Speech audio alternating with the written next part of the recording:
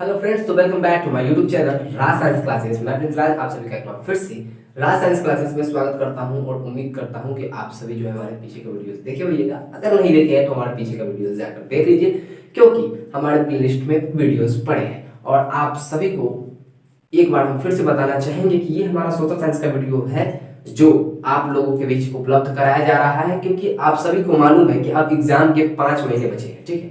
और 5 महीने बचे हैं जिसमें से हमको साइंस, सोशल साइंस, हिंदी और साथ ही साथ हमें क्या मैथ और संस्कृत की सभी की तैयारी करानी है। तो आप सभी जानते हैं कि इस चैनल पे सोशल साइंस और साइंस के बहुत सारे नोट्स मिलते हैं और मैथ्स के भी थोड़े थोड़े नोट्स मिलते हैं। अभी हाल फिलहाल में अभी 10th का भी कोई भी मैथ का नोट्स अभी हम नहीं डाले हैं या कोई भी क्वेश्चन नहीं डाले हैं। हो सके तो आगे हम मैथ का डालेंगे वीडियो या नहीं भी डालेंगे, ठीक है।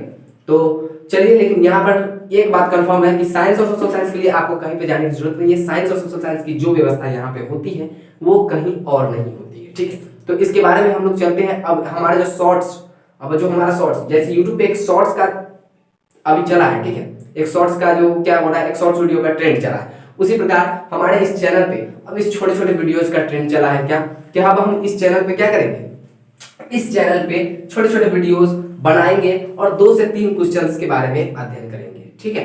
तो 2 से 3 क्वेश्चन के बारे में अध्ययन करेंगे और रोजाना 2 क्वेश्चन ऐसे ही अध्ययन करेंगे और वही क्वेश्चंस एग्जाम में आने की अधिकतर संभावनाएं होती है, ठीक है। तो चलते हैं हमारे पहले क्वेश्चन की ओर। इसमें बोल रहा है क्या कि राष्ट्रवाद क्या कहते हैं। तो ये चैप्टर नंबर 1 से है, ठीक है। तो चैप्टर नंबर 1 का नाम जो है हमारा यूरोप में राष्ट्रवाद। क्या है?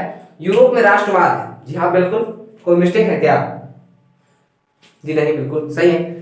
ये हमारा है इतिहास का चैप्टर नंबर 1, यूरोप में राष्ट्रवाद। और इसी के बारे में हमें जानकारी इकट्ठा करनी है कि राष्ट्रवाद होता क्या है, ठीक है।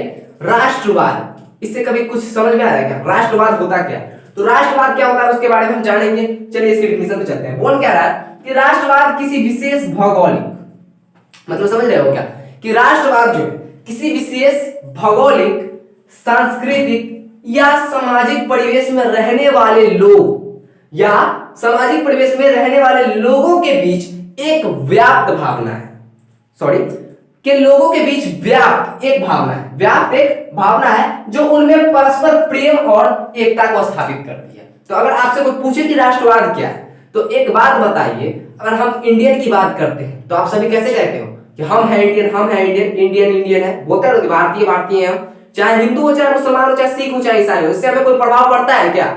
जब हम बोलते हैं कि हम एक भारतीय हैं तो हमारा ये जो सीना है वो गर्व से कितना चौड़ा हो जाता है। और हम ये नहीं देखते हैं कि हम हिंदू हैं या मुसलमान हैं, हम सिख हैं चाहे ईसाई हैं, हम एक भारतीय हैं, ये हमारे लिए गर्व की बात है, ठीक है। तो हम एक भारतीय हैं, ये हमारे लिए गर्व की बात है, यही हमारा राष्ट्रवाद है। कैसे है?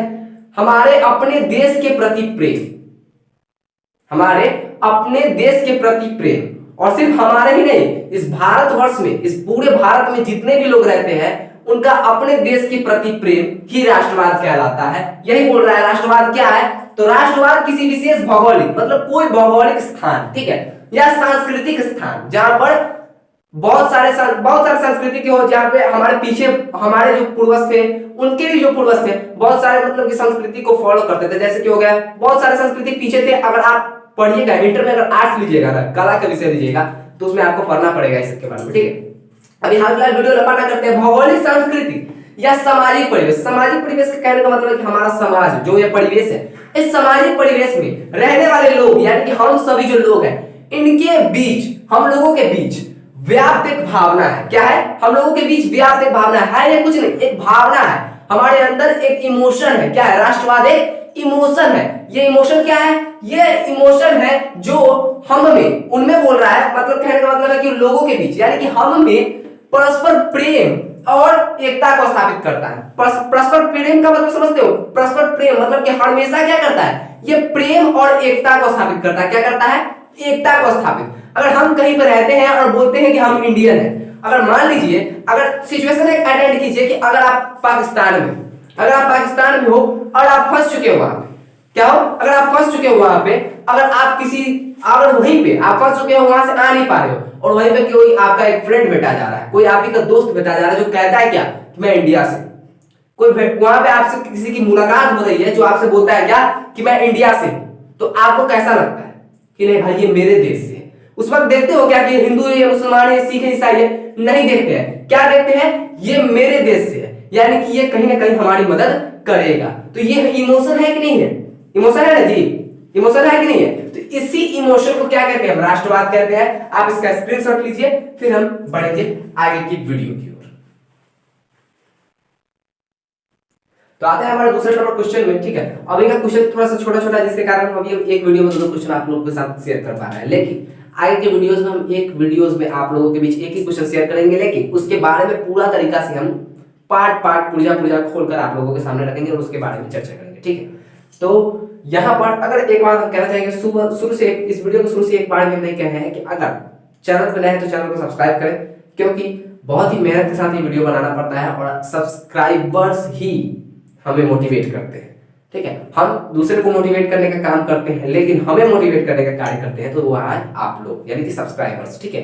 हम लोगों के सब्सक्राइबर जैसे जैसे गेन होते हैं, वीडियो बनाने की क्षमता उतनी बढ़ती जाती है कि नहीं भाई हमको वीडियो बनाना है और भी शानदार तरीके से वीडियो बनाना है। तो चैनल पर नया है तो चैनल को सब्सक्राइब करें।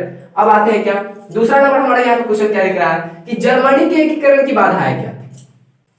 कहने का तात्पर्य क्या है कि जर्मनी की जो एकीकरण थी ना, उसकी बाधाएं क्या थी।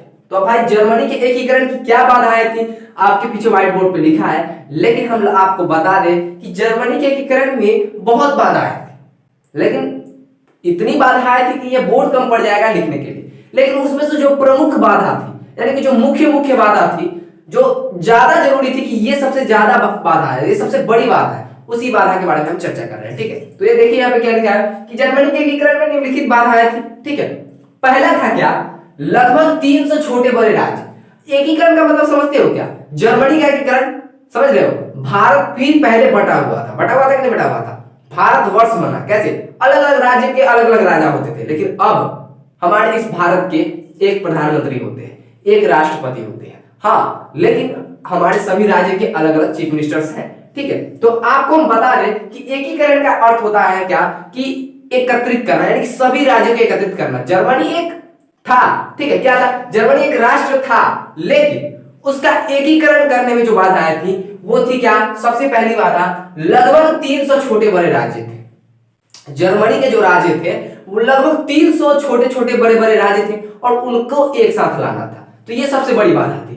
दूसरी बाधा थी क्या, इन राज्यों में व्याप्त कहने का मतलब कि इन राज्यों में फैला हुआ, ठीक है, इन राज्यों में पनपा हुआ राजनीतिक, ठीक है, राजनीतिक, सामाजिक तथा धार्मिक विषमता है। यानी कि इन सभी 300 छोटे छोटे बड़े बड़े राज्यों में ये क्या था कि जानते हो ना कि भाई कि घर में एक न एक निकलता है, क्या निकलता है, ठीक है, तो समझ रहे हो क्या निकलता है, ठीक है। लेकिन उसी प्रकार आपके पंचायत में भी होगा, इस पूरे देश के देख रेख अगर करते हैं, अगर यहाँ से कोई पार्टी जीतती है, ठीक है, तो दूसरी पार्टी उसकी खिंचाई करने में रहती है, ठीक है। तो उसी प्रकार जब देख रहा था कि एकीकरण होने वाला है, उससे भी पहले एकीकरण में बाधाएं जो थी ये क्या थी, व्याप्त राजनीतिक थी, यानी कि एकीकरण के लिए राजनीतिक उस छोटे छोटे बड़े बड़े राज्यों में राजनीतिक थी, ये एक बाधा थी, ठीक है। उसके बाद सामाजिक तथा धार्मिक विषमताएं थी, लेकिन वहां पे क्या थी, धार्मिक विषमताएं भी थी, मतलब कि सभी अलग अलग धर्म के मानने वाले लोग थे और उनकी अलग अलग बात है, ठीक है, जिसके कारण एक बाधा ये भी थी। तीसरी बाधा थी कि राष्ट्रवाद की भावना का अभाव। अभी अभी आप लोगों को पढ़ा है कि राष्ट्रवाद क्या है, तो राष्ट्रवाद एक इमोशन है, क्या है, राष्ट्रवाद एक इमोशन है जो भौगोलिक, सांस्कृतिक या सामाजिक परिवेश में रहने वाले लोगों के बीच होता है, जो आप लोगों को क्या करता है, परस्पर प्रेम और एकता देती है। तो यही एकता उस वक्त नहीं थी, यही प्रेम उस वक्त नहीं थी देश के प्रति, जिसके कारण यही राष्ट्रवाद जो है, इसी राष्ट्रवाद का यहाँ पे भावना का क्या हो गया था, अभाव था। अभाव कहने का मतलब कमी था, क्या था, कमी था। इसी कमी के कारण एक और बाधा बढ़ गई जर्मनी के एकीकरण में, समझ पा रहे हो। चलिए इसमें देखते हैं चौथा। अब चौथा है ऑस्ट्रिया, ठीक है, इसका एक अलग नखरा था।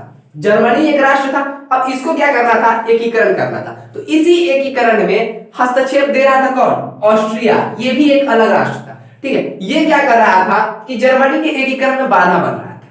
जानते हो ना, कोई आगे अगर तरक्की के तौर पर जाता है तो उसको टंगड़ी धर के पीछे खींचने वाला हजारों आते हैं, उन्हीं में से एक ये भी था। क्या था, ऑस्ट्रिया का हस्तक्षेप।